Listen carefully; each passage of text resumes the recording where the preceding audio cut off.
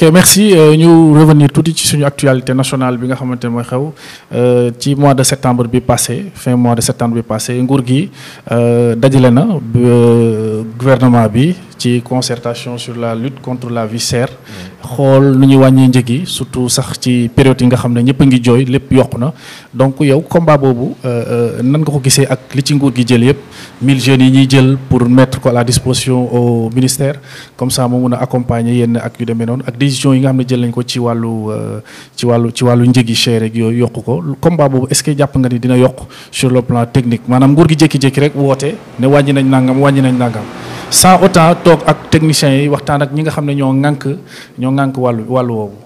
en fait j'ai sans prétention ak cër bi ñu leen jox. sunu kilifa yi nguur gi ay kilifa lañu ay boroomi jaboot ay nit yoo xam ni quand même seen jaar-jaar permettre na leen ñu nekk ci station ya. sauf que parfois quand les choix ne sont pas bons on le dit. Aujourd'hui quand vous dépendez d'un taux de fiscalité. TVA de 18%. 12 la woon dans le temps. C'est au temps de Wade ak UEMOA lañ ko yokk. Effectivement. Mais le boulot aujourd'hui c'est pas forcément wàññi njëkk wàññi le boulot c'est de s'asseoir ak l'UEMOA. ne leen économiquement ñun suñu bloc bi. il faut ñu demee sens bi. ñu ne ah bon ñu ne oui parce que njëkk yi ni mu chéré fii du yoon. foofu mooy base bi. mooy réduire le taux de fisc. ñu jógee 18% mais nañ ko yóbbu 11 10 wala 12 ba mu nekkoon. bu ñu ko fa yóbboo affaire bi baissé su baissé nit ñi mën a souffler mën a respirer effectivement. mais tant que ñu ngi nekk nii TVA bi nekk 18% loolu moom jarul sax xalaat beneen bi inflation bi dans le monde qui est à 4 ou 5% mais day am incidence ci ñun c'est vrai. Effectivement. bi ci des quand on parle d'Ukraine et de Russie. loolu peut-être mooy li mujj. mais laata loolu am nañu ko 6% ba ci tubaab bi lay dem ak secteur tertiaire bi. La téléphonie nous bouffe tellement d'argent. Sonatel Orange. nga xam ni que ils vous vendent des services que vous n'achetez pas. da ngay toog dalal toon ñu ne dagg nañ la 200 francs wala 300 ci loo xam ne teguñu ko fenn. mais vous prenez 9 millions d'abonnés nga dagg leen 200 francs lundi tey. chaque semaine nga def leen ko benn yoon wala ñaari yoon. mais 9000 personnes fois 200 c'est combien. 2 fois 9 c'est combien. xaalis bu bari la. 18 la. xaalis bu bari la. c'est des milliards. Ah oui. Dans le mois vous bouffez autant de milliards volés chez des populations. yooyu loolu la ñu France di def. ak yeneen. quand vous allez au Môle 8. am na ñoo xam ne ñu ngi dénoncer dañ fa nekk comme ay journaliers ñu leen di liggéeyloo des heures pas possibles. soo paree nu fay la tuuti kan moo kaa def des entreprises comme Total ak ñeneen. L'État du Sénégal doit faire de sorte que mango biy jógee Ziguinchor Casamance fees fa dell ak ci yeneen dëkk yi di yàqu tubaab yi di ko jëndee 1000 francs jëm kaw benn mango 1000 francs jëm kaw. te ñun ñu ko amee fii ci lu yomb. mais mango boobu nañu fexe mu gën a bëri ñuy exporter ak leneen. muy am incidence ci ñun. nos ressources minières nañu fexe muy wàcc ci ñun phosphate. toutes les ressources que nous avons mais profité wuñu donc ñun suñu pouvoir d'achat mënul dem nen te pourtant ressources yi ñu am lu njëkk cher nous avons des ressources qui si le partage était efficient yoo xam ne mën nañu permettre sénégalais bu ñu ko nee kilo yàpp 5000 francs mais yor na 20 000 francs pour def ko dépense këram voilà la réalité donc toutes ces mesures là prises pour la vie chère la vie va être encore plus chère parce que le partage n'est pas équitable parce que nguurub Sénégal dafay am ay dépenses dispendieuses qui nous coûtent cher le budget de la présidence plus de 80 milliards alors que Wade était à 52 milliards dette boo xam ni on était à 3 000 milliards yu manqué en 2012 président Macky Sall est à plus de 10 000 milliards il dépasse le taux de 70% escompté bi ñu waxoon escompté du moins voilà le mal c'est-à-dire que on se pose la question si le président Sall de 2012 à 2022 ça va être près de 40 000 milliards jaar na ci ay loxom mais on se dit mais ñii lan lañ doon def d'accord ñii lan lañ doon def ñu ñëw ci les 38 nouveaux ministres ak ay DG yi nga xam ne ci remaniement bi gis nañ aussi tamit ci biir remaniement bi gis nañ ay ministres yoo xam ne maanaam changement de personnalité la donc lu ci mel ni port ak APIX et tout donc changement de personnalité boobu nga jàpp ne ak li discours bi nga xamante ne secrétaire général de la présidence wax na ko ci gouvernement bi ne bon jàpp na ni maanaam nguur gi dina nekk nguur gu xamante ne gu mucc ayib guy taxaw ci yitte jamono yi c'est un gouvernement de combat défi un gouvernement d'attaque yow lan ngay wax ci loolu est-ce que jàpp nga ni maanaam d'ici 15 mois wala 14 mois de l'élection présidentielle 2024 est-ce que jàpp nga ni dinañ amaat maanaam li nga xamante ne mooy seen taxawaay sur le plan politique. non dafa am loo xam ni. dafa am loo xam ni faw ma génne ko. ma won la ma wax la. ñun fi ñu toll ak li tax suñu cas critique. li tax suñu situation grave quoi. c'est-à-dire que on endure des choses tellement bizarres. dans ce pays. inacceptables intolérables. yoo xam ni mënuñu pour ñu avancer si day jafe. ñaata ministre nga wax 38. 38 ministres oui. 38. La Chine. 1 milliard 450 millions d'habitants. 1 milliard Yacine 450 millions d'habitants. La Chine. Xam nga ñaata ministre 28. C'est quelque chose que les gens ont partagé partout. Inde. 1 milliard 200 millions d'habitants. 41 ministres. États-Unis. 323 millions d'habitants. 21 ministres. Allemagne. 88 millions, 89 millions d'habitants, 15 ministres. France, 67 millions d'habitants, 22 ministres. Fan le Sénégal, 17 millions d'habitants, ça va. 83 ministres entre ministres, conseillers et officiers de la CADES. Li mo la yabaté. Xam nga na mu tuddu? Yabaté. Parce que sunu ay kilifa, sen conception de l'État moo posé problème. Parce que lépp ñu ngi kaa teg ci bon foog ma teg kii fii lii parce que voilà calcul bi. Au lieu de calculer l'État, la nation, on calcule le parti. Donc président Sall son magistère li ko yàq yépp li tax dans l'histoire du Sénégal les populations auront toujours un mauvais souvenir du magistère du président Sall quel que soit lu baax lu mu jot a def mais c'est parce que il a mis le parti à la place de la patrie alors que contraire bi la ñu digoon. La patrie avant le parti. Contraire bi la def. Effectivement. Quand le président Sall refusait en 2012 de faire l'apologie de la transhumance, au bout de 2 ans, il a fait la transhumance. Donc, parce que calcul bi, départ, moi, maa ngi ci premier mandat, il me faut un second mandat. Dès lors qu'il pensait à un second mandat, alors que mu ngi ci premier mandat, il a faussé son débat. Parce que lan la ko jural, xeex Khalifa Ababacar Sall, xeex Karim Meïssa Wade, xeex Ousmane Sonko, créer Ousmane Sonko ba pare dama koy xeex léegi. Mu ëpp ko doole. La chose c'est quoi? On est à quelques mois de la fin d'un second et dernier mandat. Non, on est en train de chercher l'astuce pour rester encore à la tête du pouvoir. Tu risques de massacrer tout un peuple, sauf que le peuple aura le dernier mot. Inch'Allah. Mais tu vois l'État, nombre de ministres, avec la TEDES, non, n'est-ce pas. Mais jàpp nga ni actuellement nii dinañ saafara jafe-jafe askan bi nga xamante ni ministre bi wax na ko. Non, le Premier ministre Amadou Ba, moi je lui souhaite bonne chance. C'est nous qui l'ifale, nous ñaanal parce que tay mom mu réussir, président Macky Sall réussir, sunu vie changer, mo ñu gënal. Effectivement.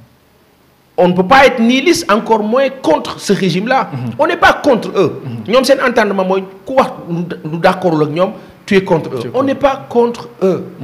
On est contre la façon de faire.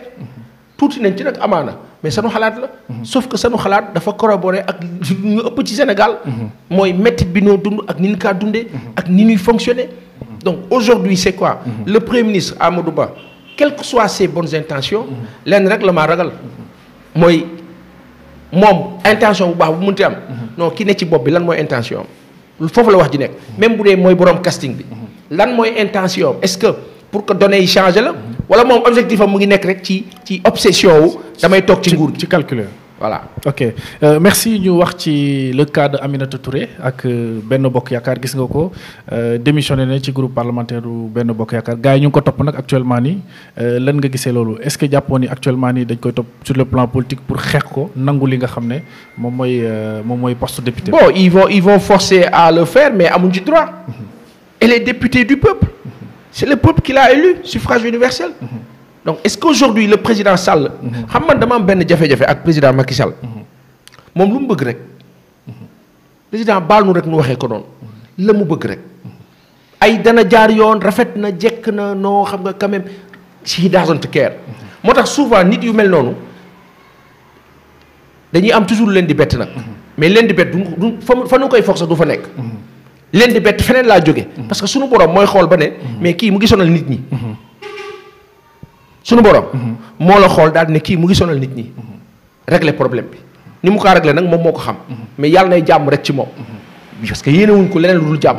mais aujourd'hui quelqu'un comme le président Sall au vu de tout ce qu'on a enduré jusqu'ici sauf que nag benn aspect moo ci nekk mooy les enjeux les ressources kan moo bëgg président Macky Sall toog est-ce que ruubéykat bi nekk fële est-ce que France moom intérêt newul ci président Macky Sall continuer toog Alassane Ouattara il a fait un 3e mandat pourquoi France dénoncé wu ko parce que arrangé na ko entreprise française ni ñu ëppee fii Sénégal noonu la ñu ëppee foofu ab Côte d'Ivoire donc comme arrangé na ko noo cool mais beneen coup d'état Burkina Mali feneen arrangé wu ko noonu il faut dénoncer c'est cette fumisterie là qui doit cesser mooy que tey sur le cas de Aminata Touré c'est quoi elle n'est plus d'accord avec vous mais moom démissionné wul ci parti bi dafa démissionné ci groupe parlementaire waaw entre démissionné groupe parlementaire ak bu démissionné woon parti ba peut-être amaana foofu mën nañ ko ne bàyyil députation bi mais groupe parlementaire bi la de bokkatuma ci sauf que nag bu ci bokkutul li ma sonoo bàyyi bi Doudou Wade doon expliquer moo di ne entre 16 députés ak 17 députés problème mën naa am parce que tey pour nga am groupe parlementaire il faut le 10e c'est quoi de 165 députés c'est 17 députés donc tey sanu yaay bi Aminata Touré c'est vrai que demam mën na poser problème pour ñoom peut-être foofu il faut mu dem ñu remplacer ko mais ci yoon elle est toujours députée elle est députable mais est-ce que jàpp nga li muy def taxawaayam bi combat bi nga xam ne mu ngi koy xeex tey est-ce que maanaam c'est objectif quoi am na objectif ci combat bi nga xam ne non ça ba moom expliqué na ne 3e mandat bi mooy jafe-jafe ak président Macky Sall mais ay 2 ans il y a 2 ans de cela bi ñu ko laajee def ne président moo ci indi leeral non c'est-à-dire que même pas il y a 2 ans il y a pas longtemps wax na ak waa ITV bi ñu ko laajee daf ne du ma ci wax mais objectivement le président Sall moo la gën a xam ne Aminata Touré d'accordul ci loolu am na ñeneen ñu nekk ci biir APR benn bokk yaakaar ñu ci d'accordul ne pat boo waxee ñoom ñu ne la non xam nga mënuma wax mais de façon am na ñoo xam ne waajal nañ seen bopp gàddu seen ay bagages parce que xam nañ loolu mooy dëgg te loolu mooy am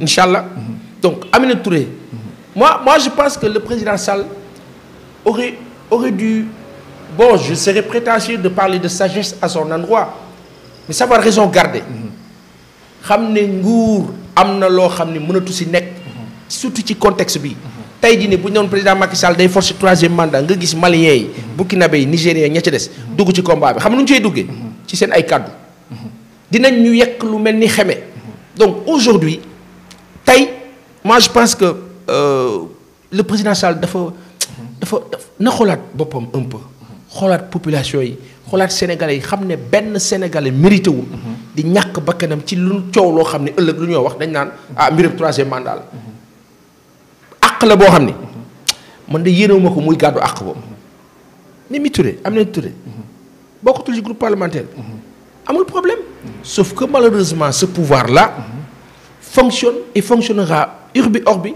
toujours ci politique politicienne malheureusement loolu moo leen di daanal ok d'accord nga loolu mais dafa amoon ay kàddu yi nga xamante ne ni tey dafa intéressé wala soit mu nekk ay kàddu yoo xamante ne maanaam dafa nekk kàddu yoo xam ne dafa jëm ci presse bi nga xamante ne wala patron de presse wala yenn ñi nga xam ne ci journaliste wala yenn ci groupe de presse yi tey comme quoi que ku ci nekk maanaam liberté d'expression bi ñuy wax ci médias yi maanaam actuellement fi mu toll nii ci Sénégal dafa dem ba nga xam ne dafa mel ni une censure de pensée boo xamante ne kenn waratul wax def sa analyse ni mu waree jëmale ko ci nguur gi dans le sens positif soo ko defee tu es contre donc yooyu position di ñëw ci Sénégal est-ce que jàppoo ni loolu donc luy raam ci ñag bi la jëm te luy yàq la parce que gis nañu li xew Mbacké RFM gis nañu li xew aussi tamit ci RFM Médina Corniche.